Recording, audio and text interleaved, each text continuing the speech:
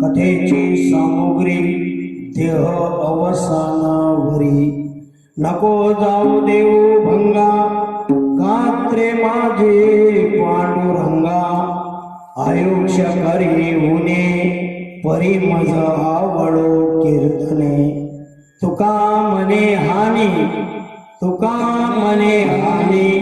या वेगळी मनानी नको जाऊ देऊ भंगा गात्रे माझे पांडुरंगा पांडुरंगा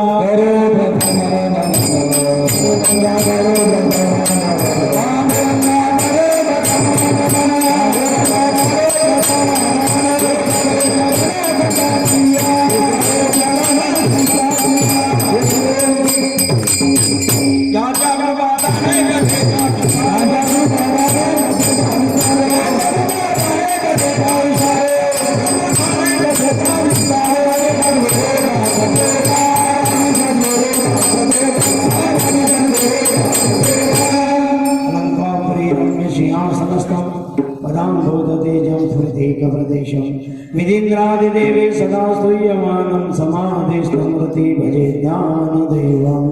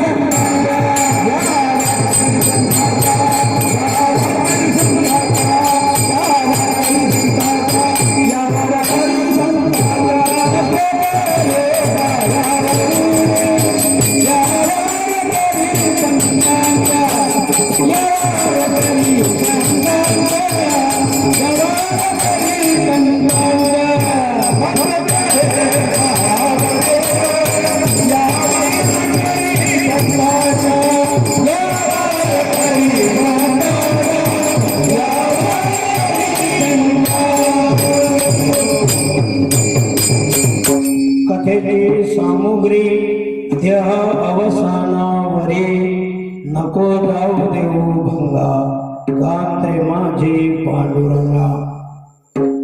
चालू असणारा श्रीमद भागवत सप्ताह, त्या सप्त्याचा आजचा 7वा दिवस. 7व्या दिवशीचं कीर्तन हे मागणी पण असतं. मागण्याचा अधिकार कोणाले? ज्यानं काम केलं त्याला पगार मागण्याचा अधिकार. एरवी मागता येते का? नाही. काही मागणं मागत असताना अधिकार पाहिजे, पण काही वेळेला अधिकार नसतानाही मागता येते. कशामुळे? तर दुसऱ्याने माग माग म्हणलं म्हणून मागावं लागलं. माझी इच्छा नव्हती, पण तो म्हणत होता म्हणून मागितलं. जगद्गुरु तुकोबराया मागणी मागत असताना मागणी ही गरजेची पाहिजे. गरज नसेल तर मागितलं, तिचं रूपांतर वासनेत होते. गरज पडली तेव्हाच मागितलं पाहिजे. गरज नसताना मागणं म्हणजे संग्रह करणं, आणि संग्रह करणं हे जीवाचं कर्तव्य आहे. विठ्ठल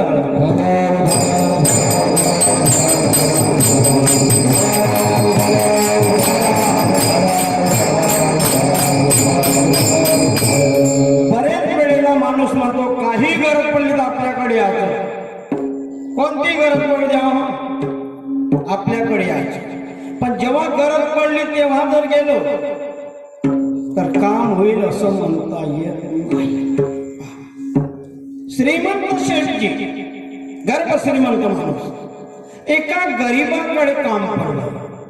कभी कभी भगवान को भक्तों के घर आना पड़े. श्रीमंताकडे गरीब जातात यात नवल नाही. कभी कभी श्रीमंताने सुद्धा गरीबाची गरज पडते.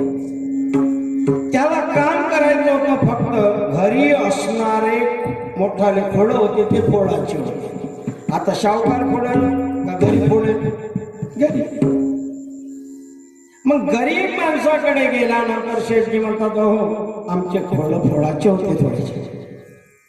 आमच्याकडे जवळजवळ चाहे आमच्यात घरी नाश्ता आहे, आमच्यात घरी, पण रोजंदारीची कबुली नाही. याला वाटलं चला एक टाइम जेवायला भेटते हेच भरपूर आहे, आणि यांनी खोडं फोडले.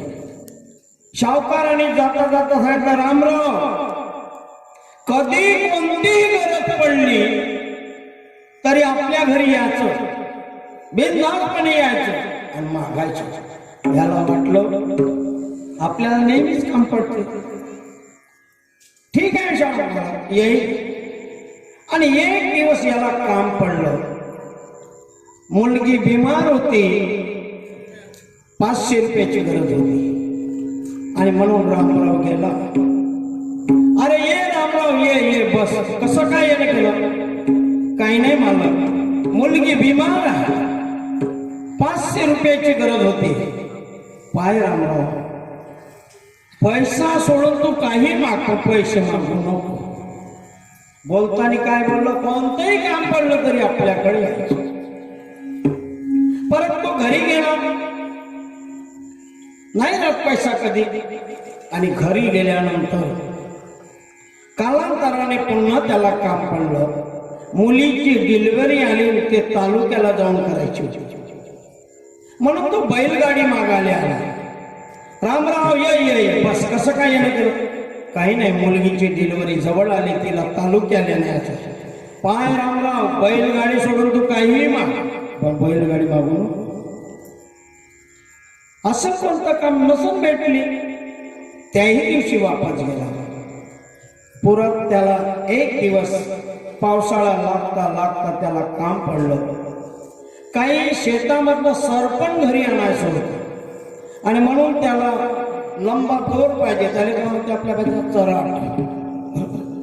आणि तो मागण्याकरता गेला. पुन्हा मालक, अरे ये रामराव ये. कसं काय? म्हणणार काही नाही मालक, चराट पाहिजे होतं सरपण आणाले. बैलगाडी दुसरेच आहे, चराट पाहिजे. तू चराट सोडून काही माग म्हणे पण चरात मागू नका. याची बायको मागायला पाहिजे का? विठ्ठल विठ्ठल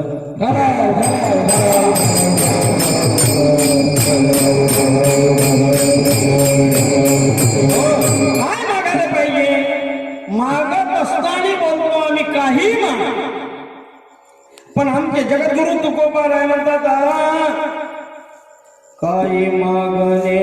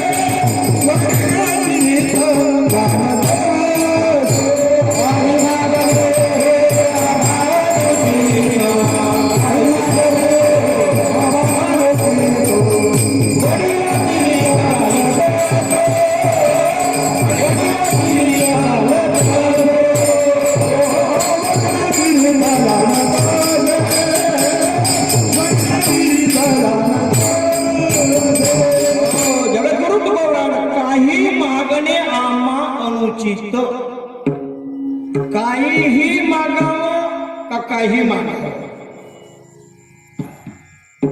काहीही मागणे आणि काही मागणे.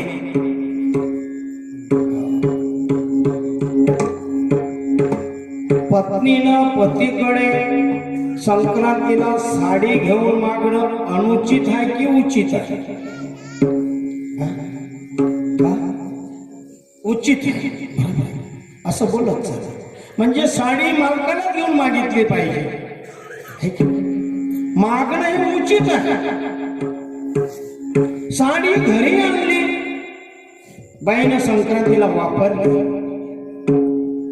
याला नेहमीची सवय होती. आपली आंघोळ केली, आपले कपडे अंडरवेअर पॅन्ट धुवून टाकायचे, वाळू टाकायचे आणि आपल्या कामाला जायचे.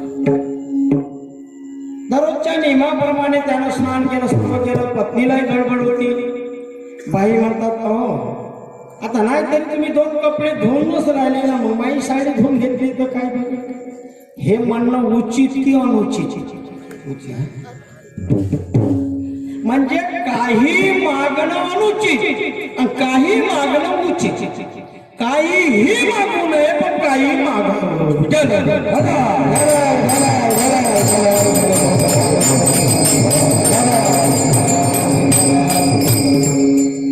दोघं पती पत्नी यात्रेमध्ये गेले. पहिले लग्न झालेलं होतं. यात्रा फिरून आले. 500 रुपये दे पत्नीला. काहीतरी घेऊन घे, काहीतरी घे, काहीतरी घे. पत्नीला नाही आहे, काहीच नाही. नाही हो, मला काहीच नाही पाहिजे. नाही काही कथे का म्हणते त्याने, ते नड्डे नाही का म्हणते, पिंगर तरी ते म्हणे नाहीच पाहिजे. किती खानदानी पोरगे समोर पैसे देऊन घेत नाही, नाही तर मालकाच्या खिशाचे पैसे काढणारे आहे, पण घे म्हणलं तर घेत नाही. आणि निघाले रस्ते. बस स्टॉप चाल म्हणे, बसचा वेळ झाला, लवकर गेलो पाहिजे. हा पुढं पुढं, बाई मागे मागे. आवाज दिला, हो थांबा. म्हणजे काय, एक घेऊन द्या. नाही राग येणार का माणसाचा? 500ची नोट हातात घातलं तेव्हा काही नाही घेतलं. बसचा टाइम झाला, बस स्टॉपच्या जवळ आलो तेव्हा म्हणते मला एक घेऊन द्या. यानं विचार केला, कधी मागितलं नाही, मागत आहे तर घेऊन द्याल का? म्हणजे काय पाहिजे का घेऊन घे. काही नाही, कुकवाची डब्बी पाहिजे. का पाहिजे? आता तिचं मागणं उचित का अनुचित? अहो कुंकुम मालकाने घेऊन मागितलं पाहिजे. गावच्या सरपंचाने जुळेल का? म्हणजे काही मागणं उचित आहे, काही अनुचित आहे. जगद्गुरु तुकोबाराया पंढरपुरामध्ये पांडुरंग परमात्म्याच्या जवळ येऊन भगवंत म्हणतो, अरे काहीतरी माग, काहीतरी माग. मला नको आहे. तुका म्हणे तुझी न लागे दसोड. आम्हाला तुझी चिंधी सुद्धा नाही पाहिजे, नको पाहिजे, पण काहीतरी माग तुकोबरामध्ये एवढा आग्रह आहे आपल्याला मागा म्हणून महाराज म्हणतात तुम्ही द्यायला तयार आहे. अरे हो, मग एक काम करा, मला हे द्या. काय? ते अभंगाच्या पहिल्या चरणामध्ये कथेची सामग्री, कथेची सामग्री, कथेची सामग्री, कथेची सामग्री, कथेची सामग्री, कथेची सामग्री, कथेची सामग्री, कथेची सामग्री,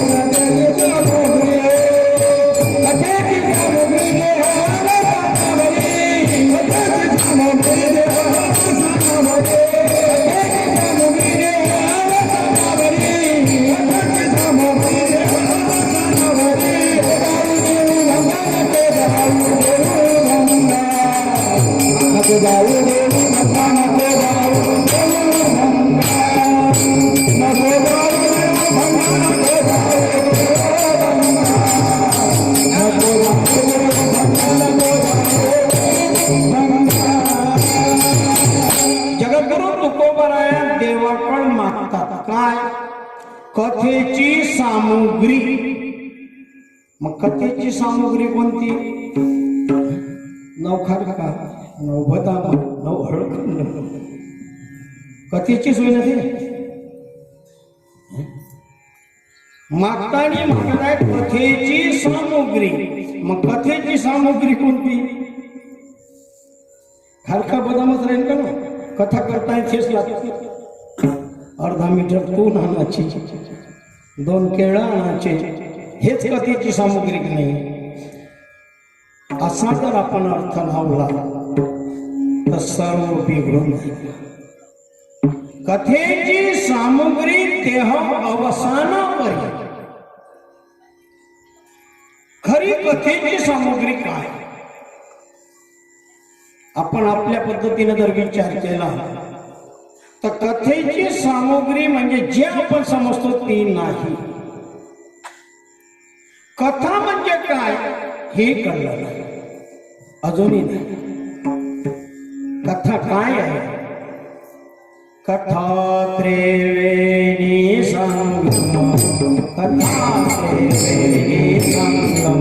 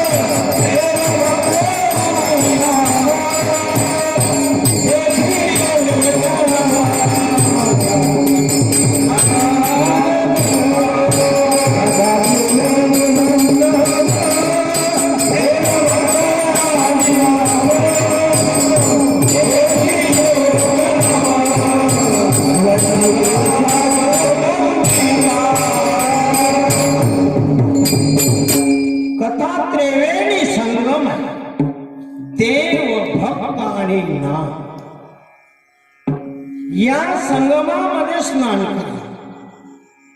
जगाच्या पाठीवरती 2 गंगा आहेत. एक भगीरथ राजाने आणलेली, तिचं नाव भगीरथी गंगा, आणि एक शुक महामुनीच्या मुखातून निघाली भागवती गंगा.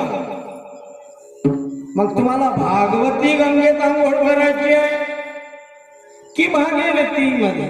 म्हणजे भगीरथ राजाने आणलेल्या गंगा.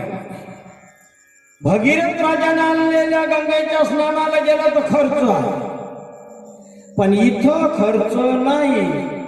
श्रवणाच्या विषयी बैसावे येऊनी साम्राज्य भुवनी सुखना. श्रवण करासाठी येऊन बसा, बाकी काही खर्च नाही. म्हणून भागवत गंगा ही सर्वात श्रेष्ठ गंगा. आम्ही अनेक ठिकाणी आंघोळीला जातो. अधिक मास आला म्हणजे पहा, कोणी या तीर्थाला जाईल, कोणी त्या तीर्थाला जाईल, कोणी कुठेही जाईल. अजूनही आपल्याला कळलं नाही का आंघोळ कोण्या तीर्थात करावी. कुठे करायची आंघोळ? नदीवर, समुद्रात? कुठे आंघोळ करतात? जे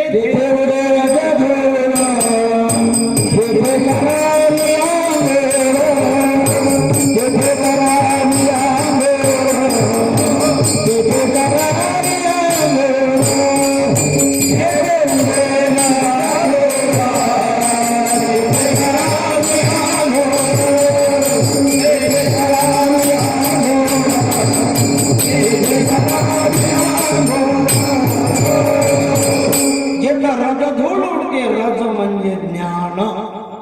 ज्ञान रूपी धूळ जेथं उडते तेथं गेलं पाहिजे आंघोळीने.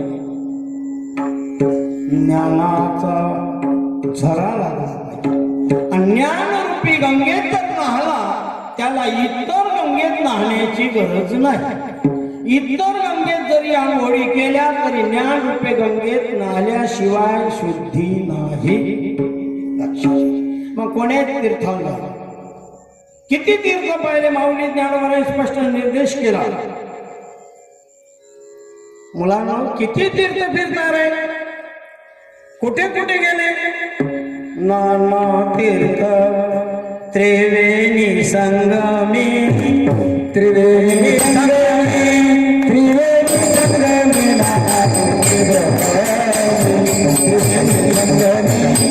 त्रिवेणी संगमी, त्रिवेणी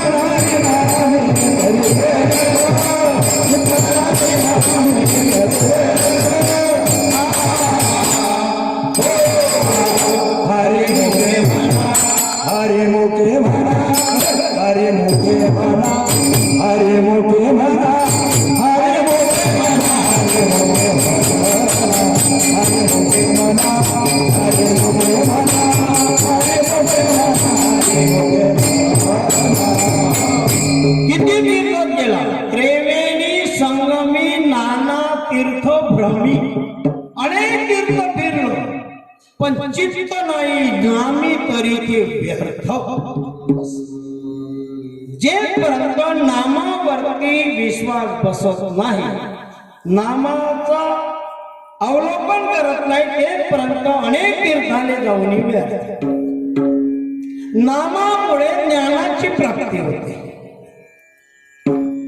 ज्ञानानं नाम नाही, नामामुळे ज्ञानाची प्राप्ती. माऊली ज्ञानोबारायांनी नामदेवरायांची संगती कशा करता केली तीर्थयात्रेला जाणे? कारण नाम असल्याशिवाय ज्ञानाला किंमत नाही. कोरडे ज्ञानी म्हणतात त्याला. ज्ञान जरूर आहे पण नामच नाही, उपयोग नाही. तर जगद्गुरु तुकोबरा ऐकतात, अरे भक्ती प्रेमा विना ज्ञान नको देवा, अभिमान नित्य नवा तयाची. जगद्गुरु तुकोबारायाकडे सकाळीच उठल्याबरोबर दोन व्यक्ती आल्या. दोन व्यक्ती. तुकोबारायाचं घर कोणतं म्हणे, हेच आहे. तुकोबाराया आले, आपण कोण, आमचा स्वीकार करा तुम्ही, एवढ्या करता आम्ही आलो. कोण तुम्ही? अहो मी ब्रह्मज्ञान तुमच्याकडे आलो, तुम्ही आमचा स्वीकार करा. तुम्ही कोण? मी आत्मस्थिती. कोण? आत्मस्थिती. तुम्ही ब्रह्मज्ञान, हे आत्मस्थिती कशा करता आले म्हणे, तुम्ही आमचा स्वीकार करा. म्हणजे तुमच्याच गरज नाही, नको ब्रह्मज्ञान आत्मस्थिती भाव, मी भक्त तू देव ऐसे करे. आम्हाला तुमची गरज नाही, आम्हाला ब्रह्मज्ञान नाही पाहिजे. आम्हाला काय पाहिजे?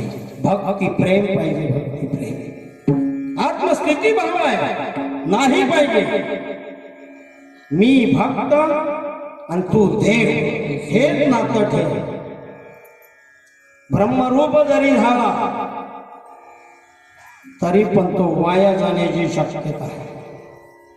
मग या ठिकाणी जगद्गुरु तुकोबारा मागतात, कथेची सामुग्री मागतात. मग कथेची नेमकी सामुग्री काय? जव हे सकळ सिद्ध आहे, हात चालावया पाय, तव तू तीर्थ यात्रेशी जायचे. कथा कशाने श्रवण होते? पाय राहिले तर कथा ऐकायला येता येईल, हात राहिले तर टाळी वाजवता येईल, कान योग्य राहिले तर ऐकता येईल, आणि डोळे जर योग्य राहिले तर पाहता येईल. म्हणजे इंद्रिय जेपर्यंत शाबूत आहे तेपर्यंत कथा ऐकणे, नाही तर नाही. खरी कथेची सामुग्री देह अवसानावरील, जेपर्यंत देहाचं अवसान आहे, एक वेळ तर देहाचं अवसान गळालं का कानानं ऐकायला येत नाही, तोंडानं बोलता येत नाही, डोळ्यानं दिसत नाही. ही अवस्था म्हणजे अवसान गळणे. आणि मग कथा ऐकायला आलो तर उपयोग काय? भागवतकार म्हणते बाबाजी राम राम नाम, हे म्हणते लांब लांब लांब लांब, कारण अवसान गेलं. एक जरी इंद्रिय गेलं तर जेवणा फार मोठी हानी होते. लक्षात घ्या, एक इंद्रिय. मी एक उदाहरण म्हणून सांगतो. एक त्याचा प्रसंग आहे. एक ब्राह्मण बुवा स्नानाकरता गंगेवरती गेले आणि स्नान करीत असताना सूर्याला अर्घ्य प्रदान करीत असताना त्या नदीच्या किनाऱ्यावरती एक मेंढपाळ मेंढ्या राखीत होता. मेंढपाळाला भूक लागली म्हणून ब्राह्मण बुवा सूर्य अर्घ्य प्रदान करत आहे. ओ ब्राह्मण बुवा, मी घरी जाऊन शिदोरी घेऊन येतो, माझ्या मेंढ्यावर लक्ष ठेवा. आता मेंढपाळी त्याचे स्क्रू ढिले होते आणि त्या ब्राह्मणाचे त्याच्यापेक्षा याले काही ऐकायला आलं नाही आणि याला त्याच्या मेंढ्याकडे काही लक्ष दिलं नाही. हा घरी आला मेंढपाळ, शिदोरी घेतली आणि येऊन पाहिलं तर मेंढ्या बरोबर जागेवर चरत होत्या. याला वाटलं ब्राह्मणानं आपल्या मेंढ्या पाळल्या बरोबर, म्हणून वासरा एक मेंढपाळ कोकऱ्यामध्ये एक लंगड कोकरू होतं, ते या ब्राह्मणाला दान देऊन द्या. म्हणून त्याने पकडलं आणि ब्राह्मणाकडे म्हणे, ब्राह्मण बुवा तुम्ही माझ्या मेंढ्या पाळल्या, त्याबद्दल हे लंगड कोकऱ्याचं पिलू तुम्हाला अर्पण. ब्राह्मणाला काही ऐकायला येईल. तो म्हणे मीनं गोटा मारला नाही, तुमचं मेंढरू लंगड केलं नाही. एका इंद्रिय गेल्याचा परिणाम काय होता? एकच इंद्रिय. ते दोघंही ते निघाले. चाल म्हणे तू चाल. दोघंही आले. एक समोरून घोडेस्वार येत होता आणि त्या घोडेस्वाराला हा मेंढपाळ सांगतो, ओ यांनी माझ्या मेंढ्या पाळल्या म्हणून याची मजुरी म्हणून लंगडं बकरू याले दान देत आहे. याचं बोलणं झाल्यावर तो बोलतो मी गोटा मारला नाही आणि याचं कोकरू लंगडं केलं. तो घोडेवाले म्हणे तुम्ही किती पैसे दिले तरी मी घोडं विकत नाही. ते स्क्रू ढिले होते त्याचे. म्हणजे चाल तुम्ही आमच्या सोबत. तिघही निघाले पाटलाच्या घरी न्याय करायला. पाटलाने न्याय करता करता अगोदरच्या दिवशी पाटलाने 2 पत्न्या आणि दोघीच्या भांडणामध्ये पाटील पडला. एका पुरुषा दोघी नारी पाप वसे त्याचे घरी. दोघीच्या झगड्यामध्ये पाटील पडला आणि या दोघीच्या रागामुळे पाटील रागानं निघून गेला वावरात. म्हणे पाटील बोलाय का म्हणे नाही वावरात गेले. आणि हे तिघही जण त्याच्या शेतात आले. पाटील विहिरीच्या काठावर बसला दोन्ही पाय विहिरीत टाकून. हे तिघही जण येताना म्हणे कुठून आले का आले. त्या मेंढपाळ सांगतोय बघा माझ्या कोकरू यानं बरोबर मेंढ्या राखल्यामुळे हे कोकरू याला देत बक्षीस. तो ब्राह्मण म्हणे मी गोटा मारला नाही आणि याचं कोकरू लंगडं केलं नाही. तो घोडेवाला म्हणे या दोघांनी किती पैसे दिले तरी मी घोडं विकत नाही. पाटील म्हणे तुम्ही किती समजावलं तरी मी घरी येत. एक कान जरी गेला तर माणसाच्या जीवनात हानी होती. एक इंद्रिय बाकीचे इंद्रिय सुद्धा. एक इंद्रिय गेलं तर किती मोठी हानी होते जीवनामध्ये. म्हणून जगद्गुरु तुकोबाराय म्हणतात माझे इंद्रिय हे गात्रे म्हणजे इंद्रिय हे भंगात जाऊ देऊ नको अभंगाच्या दुसऱ्या चरणात. नको जाऊ देऊ भंगात, नको जाऊ देऊ भंगात, नको जाऊ देऊ भंगात, नको जाऊ देऊ भंगात, नको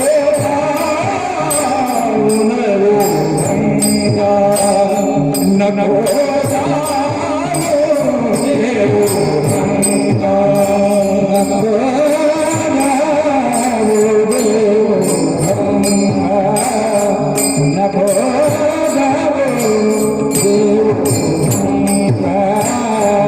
गात्रे माझे पांडुरंगा, गात्रे माझे पांडुरंगा, गात्रे माझे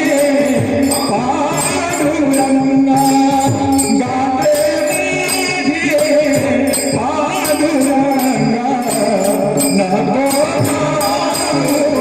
देऊ भंगा, नको देऊ भंगा.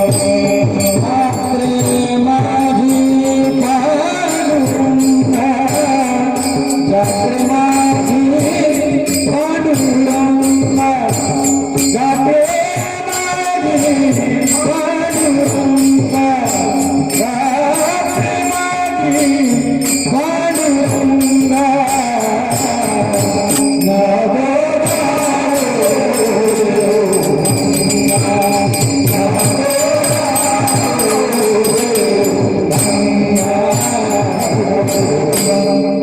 काय मागितलं तुकोबारायने कथेची सामुग्री दे.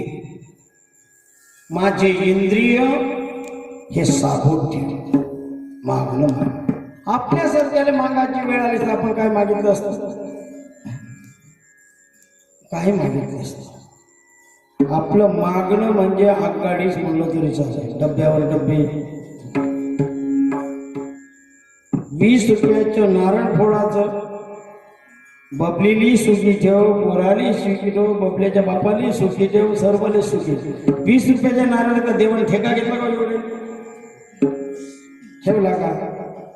पण आपलं मागणं वेगळं आणि संत महात्मे मागतात कोणा करतात. देवा करतात. मागणी त्याची देवा करतात, आपली मागणी प्रपंचा करतात. या दोघांच्या मागणीमध्ये फरक आहे.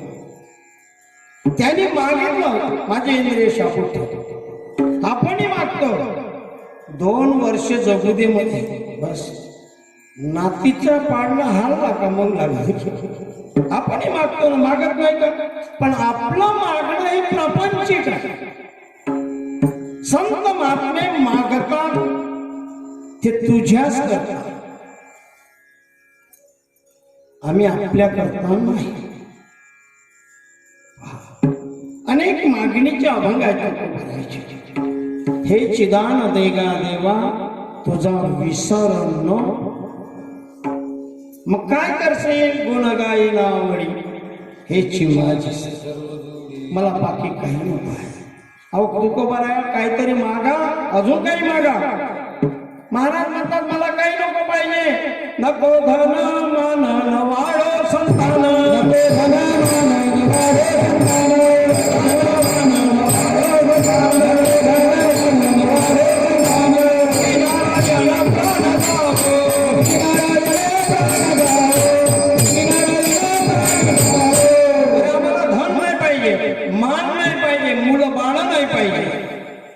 काय पाहिजे?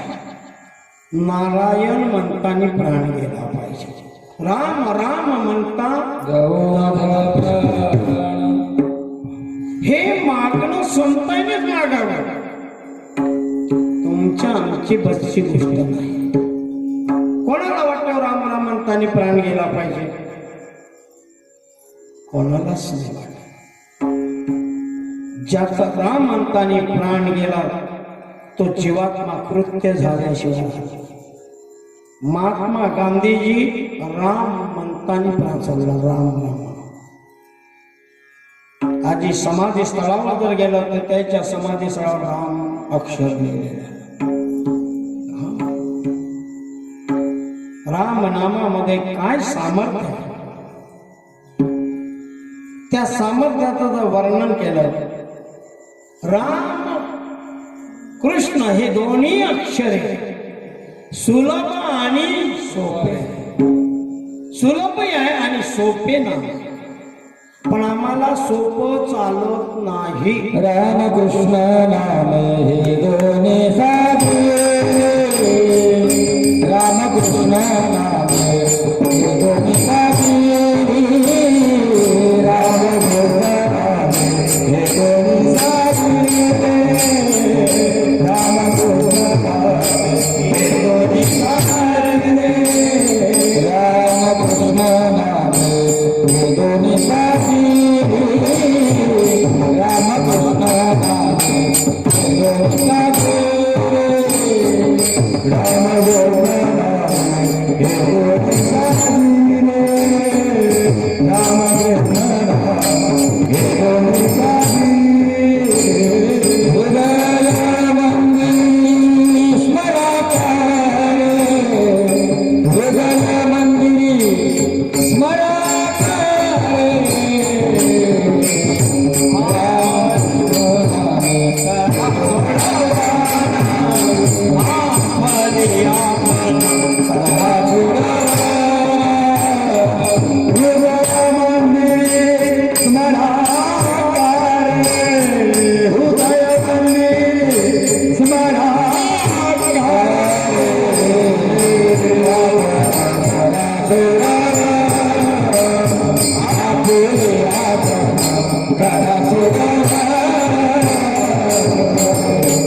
दोन्ही नाव सुलभ आणि सोपे, पण आम्ही ते नाही.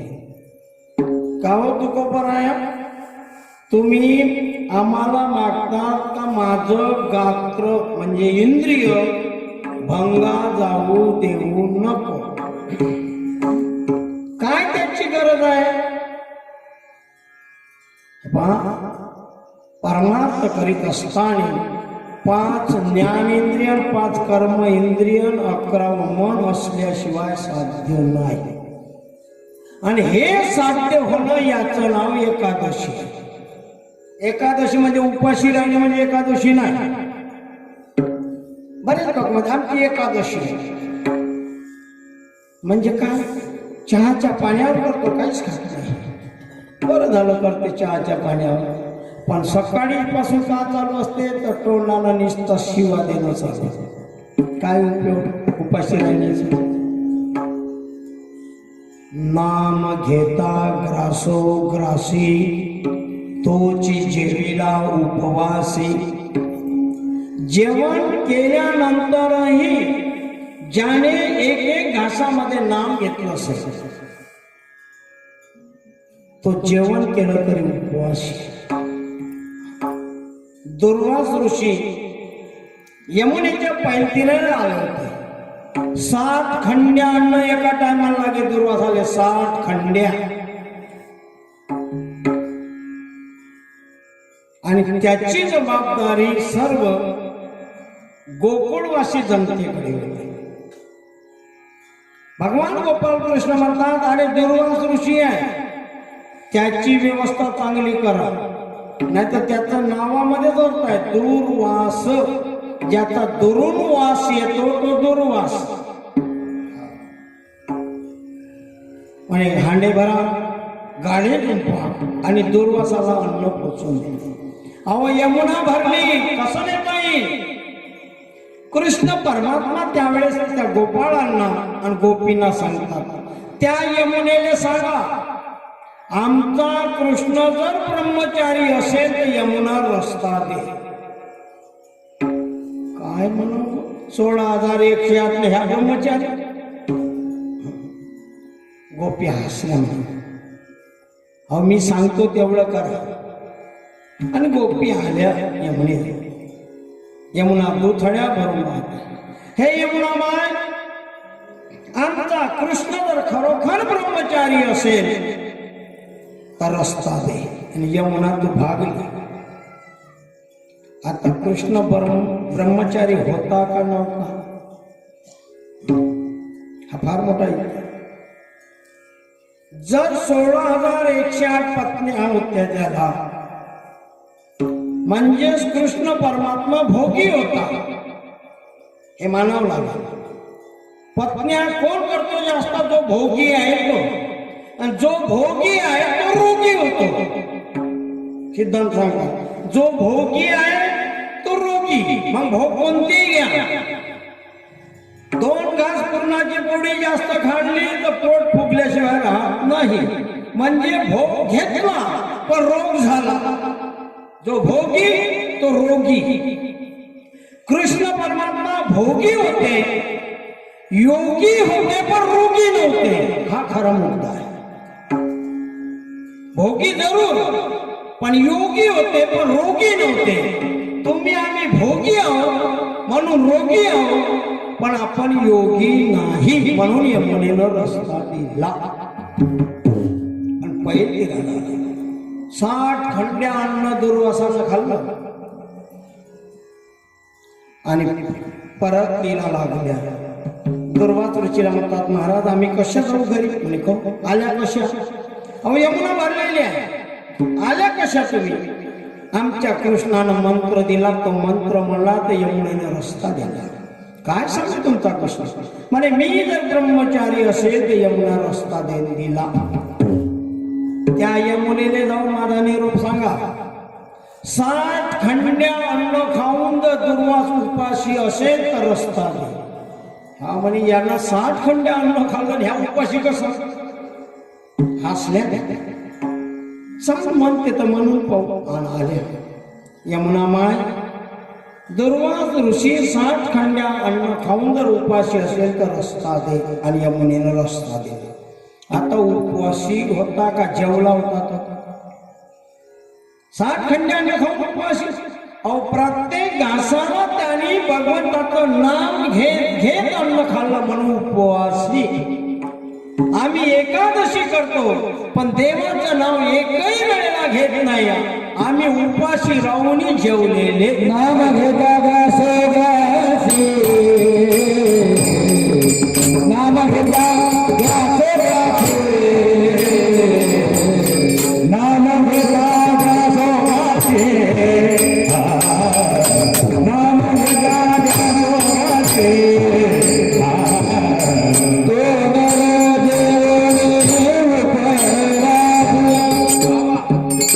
Oh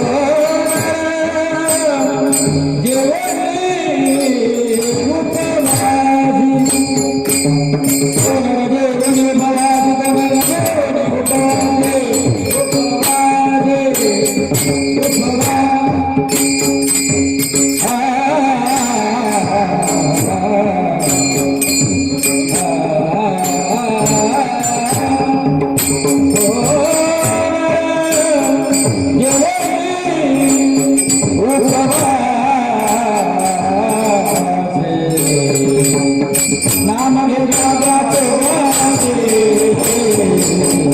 नाम घेता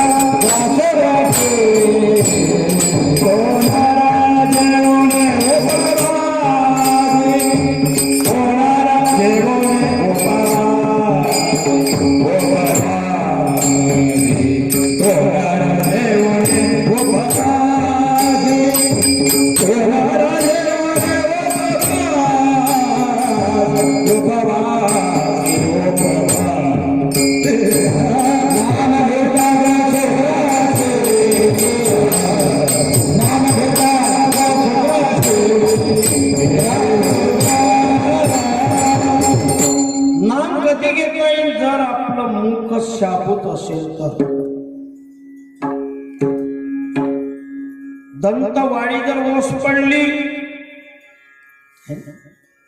एक वेळची दंतवाडी ओस पडली की शब्द बरोबर निघत नाही. दंतवाडी म्हणजे समजलं ना, दात. ती ओस जर पडली का समजा तर आपल्याला नोटीस आली, हातपाय ठणकणे, टोंगरे दुखणे, कंबर दुखणे म्हणजे नोटीस आली समजायची पहिली चेतावणी. केस पांढरे होणे म्हणजे दुसरी नोटीस. मला आल्या, आम्हाला 2-3 नोटीस आहे. दात हालणे तिसरी नोटीस आहे. तरी लोक म्हणतात एकाएकी नेलं, एकाएकी नेलं. पहिले चेतावणी, पुन्हा नोटीस. आता तरी उघडी डोळे. जरी अध्यापनाकडे मातेची घोडे दगड आला पोटाशी. एकाएकी धोन येत नाही, हे चेतावणी येते पहिले. लोक त्याच्यावरही मात करायला लागले. पेंट पॉलिश लावते केसाला. दात गेले तर दुसरे बसवते. काय हड्डे फोडाले, कशासाठी बसवत, काय गरज आहे. नामाचं महात्म्य सांगितलं. एक नाम घेतलं आणि एक घास घेतला. नाम घेता ग्रासो ग्रासी तोची जेविला.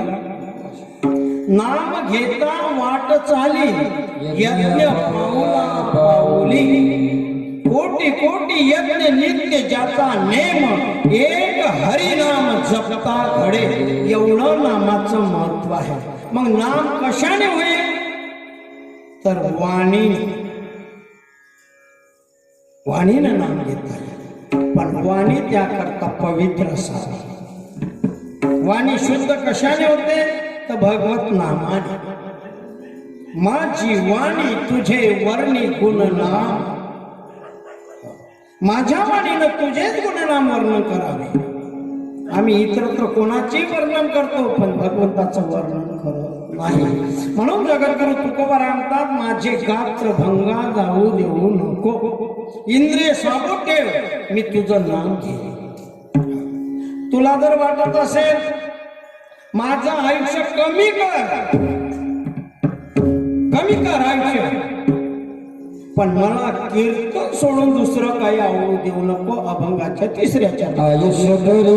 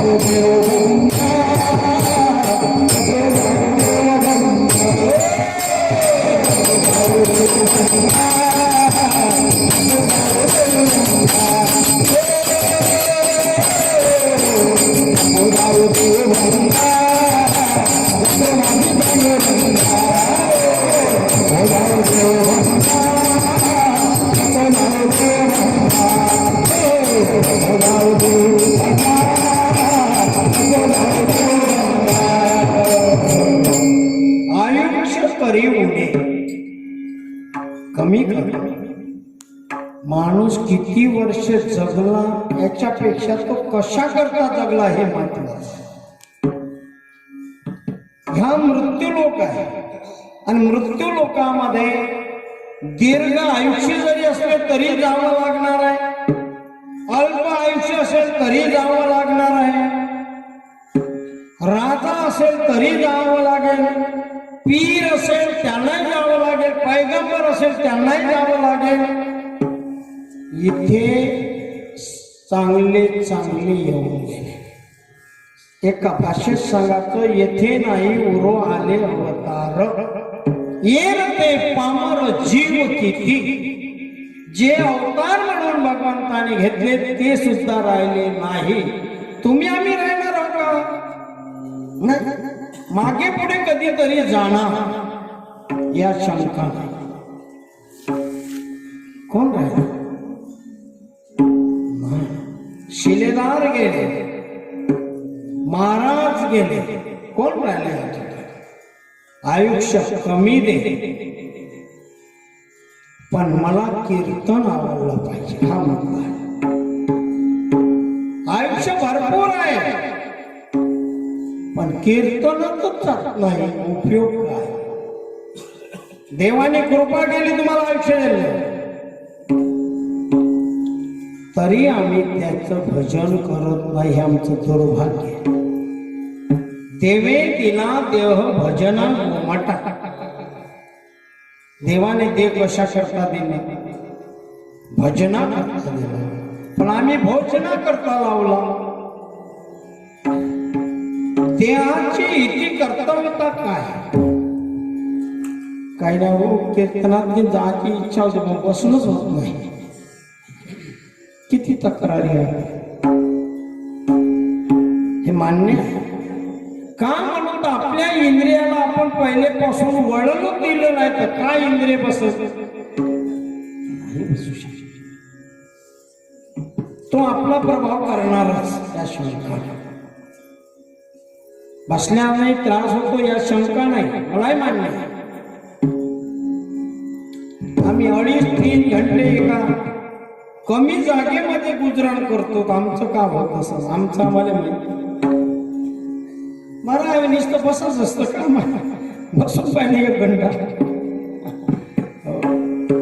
या मांडीवर त्या मांडीवर त्या मांडीवर तर त्या मांडीवर मध्ये 1 तास तरी बसणं. जीवनामध्ये ही साधना आहे. शरीराला जसं वळण पूर्वीपासून लावलं तसं वळण लागल्या जाते. पण आता आपण कीर्तनामध्ये जर जायचं म्हणलं तर उतार वयामध्ये जातो. इंद्रियाला मुळीच वळण नाही आणि म्हणून आपले इंद्रिय त्यावेळेस आपल्याला साथ देत नाही.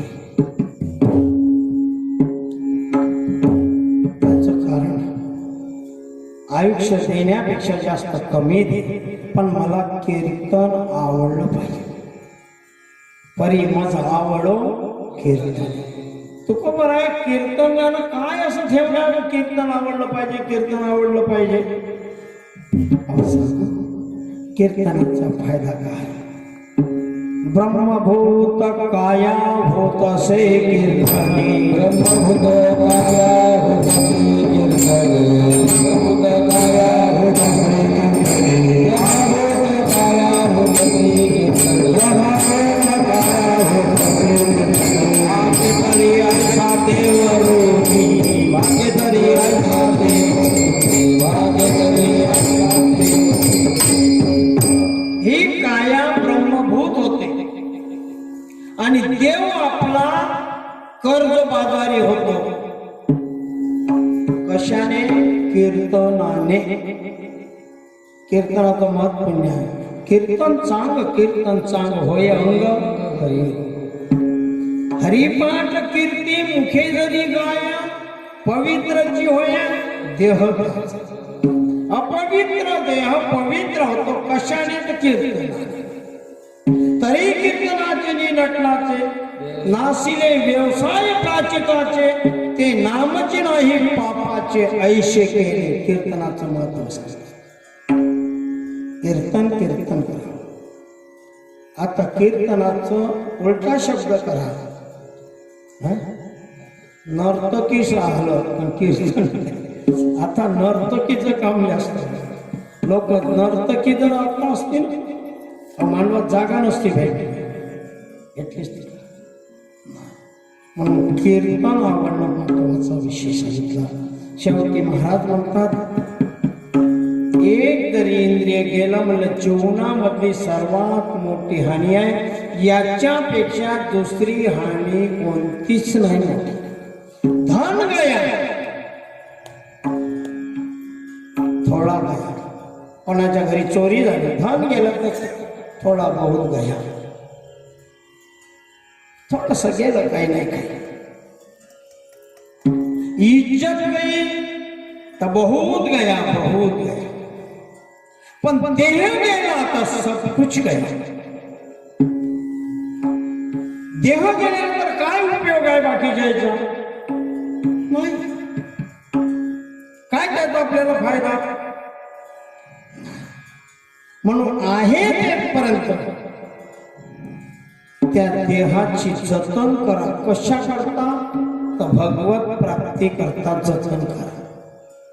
हे शेवटी चिंधी आहे. पण या चिंधीमुळे मोती प्राप्त करता येतो. मोती ठेवता येतो. मोत्यासाठी चिंधीची जतन. म्हणून या शरीराची जतन का. अविनाश परमात्मा आपल्याला बांधता येतो आपलासा करता येतो. म्हणून देहाची जतन करा. आम्ही देहाची जतन करतो पण कशासाठी. आम्ही चांगले दिसलो पाहिजे याच्यासाठी करतो ना आपण. नाही करत अशाच भाग त्याच्या करताना ही जतन करायची. जतनच करायची असेल तर देव जोडण्याकरता जतन करा. देहाची सार्थकता कशाला. तुका म्हणे जन्म आल्याचे सार्थक विठ्ठलाची एक देव. जन्माचं सार्थक कशाला. कोणी तुमच्याकडे पाहत नाही किती नटले तरी. एक महात्मा समोरून एक स्त्री येत होती आणि त्या स्त्रीकडे पाहून म्हणाले महाराज तुम्ही फिरता गावोगावी गावोगावी. माझ्या इतकी सुंदर कोणीतरी दिसली का तुम्हाला जगात. महाराज हसले. बाई हे तुमचं म्हणणं बरोबर आहे. तुम्ही सुंदर आहात यात शंका नाही. पण ज्या परमात्म्याने तुम्हाला घडवलं तुम्हाला एवढी सुंदरता दिली तो किती सुंदर. तो सुंदर होता म्हणून तुम्ही सुंदर. आणि त्यानं तर मनात आणलं असतं सर्व शरीर बरोबर आहे सर्व आहे. पण तुमच्या नाकावर जर एखादी ठेचू दिला असता आणि चपट केलं असतं तर सुंदरपणा कोणाकडे गेली असती. बनवणारा सुंदर आहे तुम्ही सुंदर नाही. आणि आम्ही सुंदर म्हणतो. जरा त्याचे कधीतरी गुणगान करा. त्याच्यामुळे आम्ही सुंदर आहोत हे विसरतो आम्ही. जिस यार ने नतनी बनाई उस यार को पुकारे बारंबार. संक्रांतीला नतनी बनवून दिली. मी नाही म्हणू पण यानं आग्रह करून बनवलं. बनवलं का माणूस तसं बिन बनवल्या त्याच्या पाठीमागं लागलं तर नतनी बनते. मी नाहीच म्हणू पण त्याने बनवून दिली. भाई नतनी कोण मेरे यार ने बनाया. कोण बनव यार ने बनाया. जिस यार ने नतनी बनाई उसको पुकारे बारंबार. जिस यार ने नाक दिया उसको भूल गई गवार. उसको भूल गई गवार. कायच्यात नतनी घातली असती नाक नसतं. पण नाक देण्यावाल्याला विसरलो का नाही आम्ही. आणि नतनी बनवण्यावाल्याचं नाव पुढं. जरा याची कधीतरी आठवण ठेवा का त्यानं आपल्याला काहीतरी दिलं. का लोक म्हणतात काही नाही दिलं आम्हाला. का दिलं. अरे का नाही दिलं त्यानं. दिले इंद्रिय हात पाय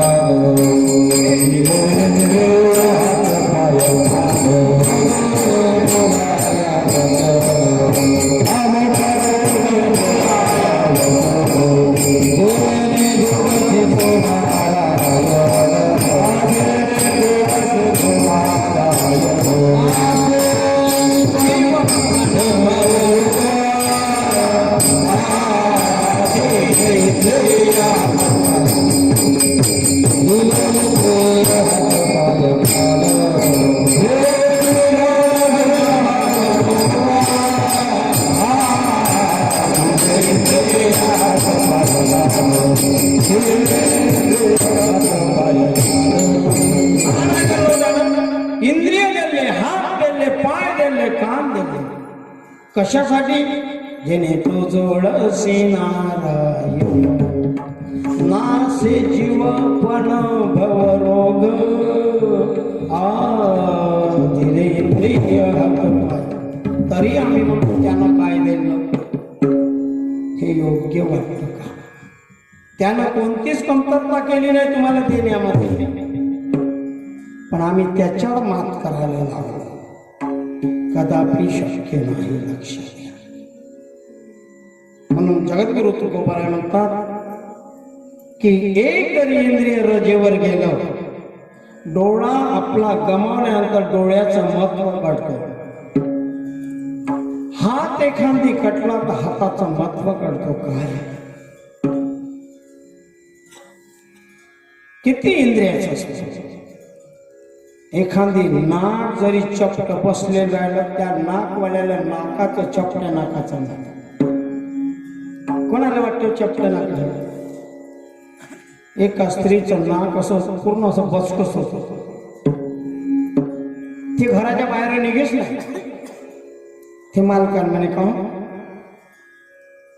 नाकासाठी काहीतरी करू ना माया, बाहेर यायची उदागिरी नाही वाटत. लोक म्हणते चपटी आली चपटी.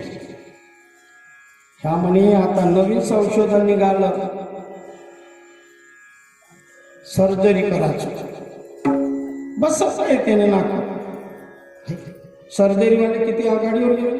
कृत्रिम पाय बसवतात, कृत्रिम हात बसवतात, नाकही बसवतो म्हणे रुंद्यामध्ये. तुम्ही खर्च काही येऊ, कमीत कमी तुमच्यासोबत फिरंदरी येत आहे. नाक राहिलं नाकवालाच फिरते का, बिन नाकवाला फिरते का? आणि मग माणसाने विचार केला, डॉक्टर साहेबाकडे नेलं. म्हणे डॉक्टर साहेब तुम्ही नाक बनवून द्या. आणि त्यानं प्लॅस्टिकचा बूच बनवून दिला असा दोन नागपुड्याच्या. आता ठेव बाबा चिपटवण्यासारखं. म्हणे आत्ता जमलं का, आत्ता आपण नाक घरी जायचं. तेवढ्या समाधान वाटतं का तिने नाक बनवलं तर नाही. आता मी लोकांना दाखविलंच कसं नाक बनवलं तर. आणि गेली नाक घेऊन बाजारात. दोन बाया सोबत घेतल्या, चालला आणि ज्याले त्याले अशी अशी चालली ते अशी वरखून नाक असं करता करता भाजीपाल्या.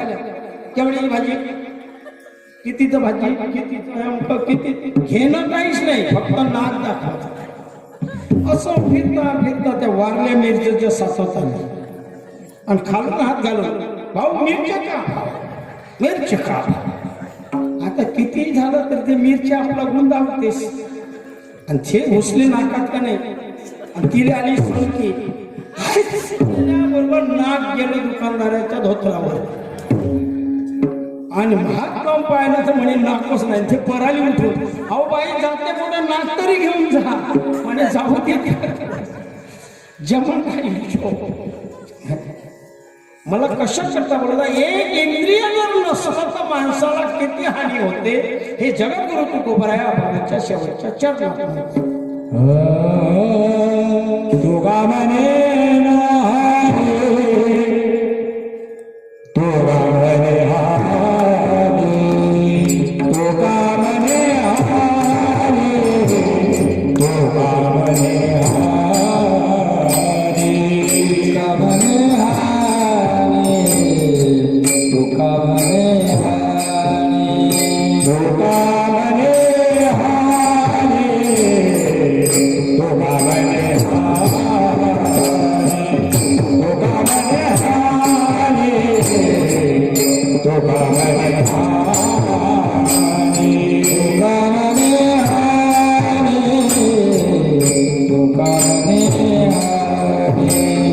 तुका म्हणे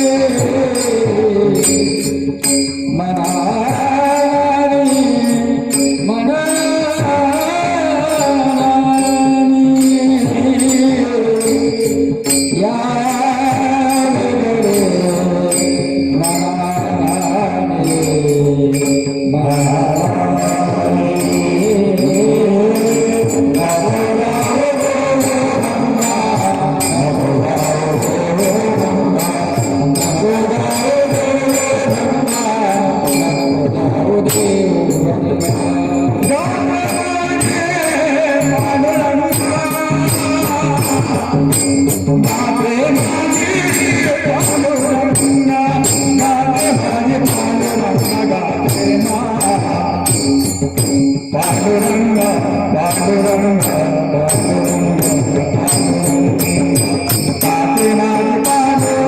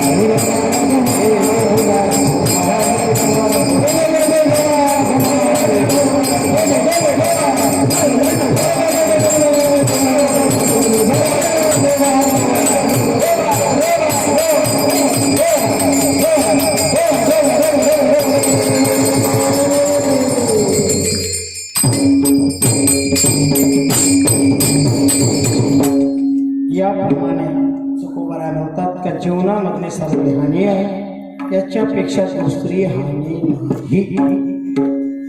एक डोळा जरी आपला गेला तर दुसरा डोळा एक काम करतो म्हणून आपली बाजू बरी असते.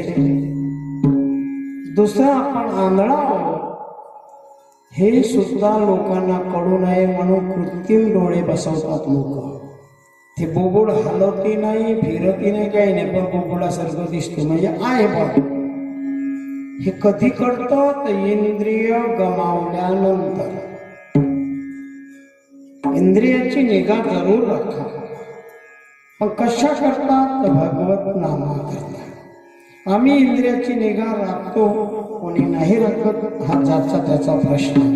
तुकोबारायांच्या जीवनातले फार मोठी हानी आहे. एक इंद्रिय जरी निकामी झालं तर तेवढी कमतरता कशाने भरून निघत नाही.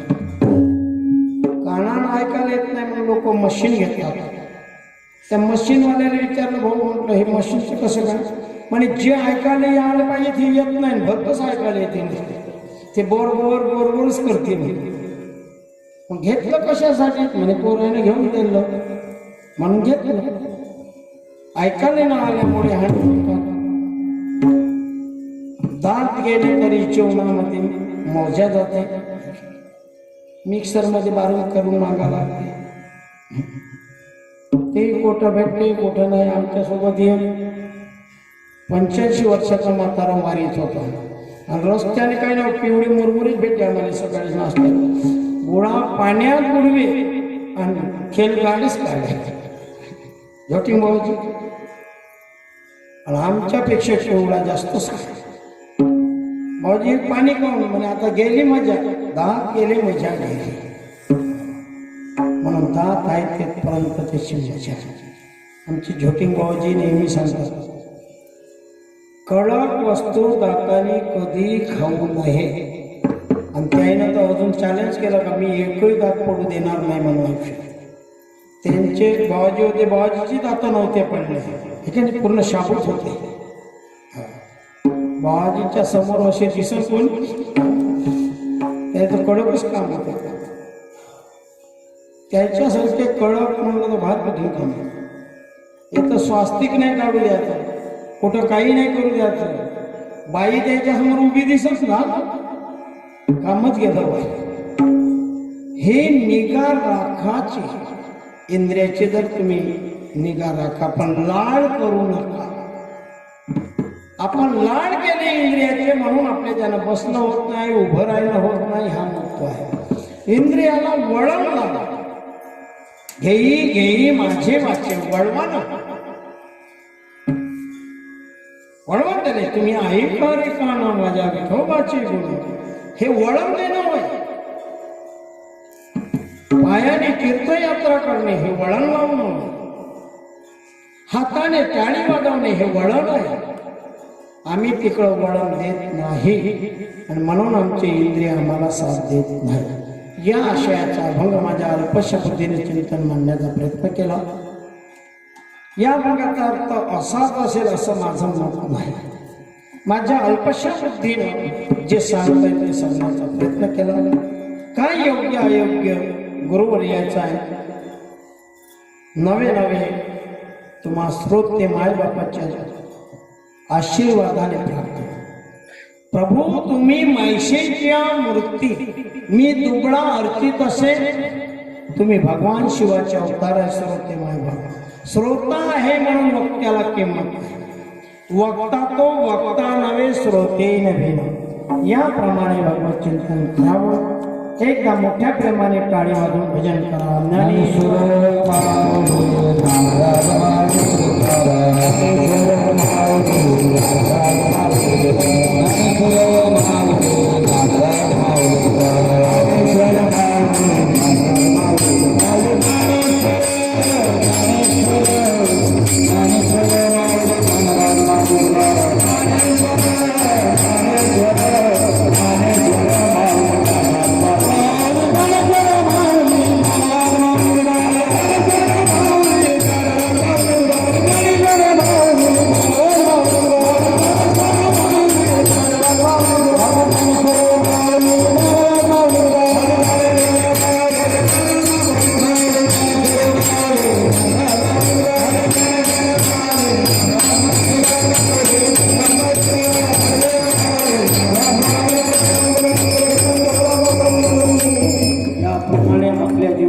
नामस्मरण चालावं असं प्रभूजन्य प्रार्थना करतो.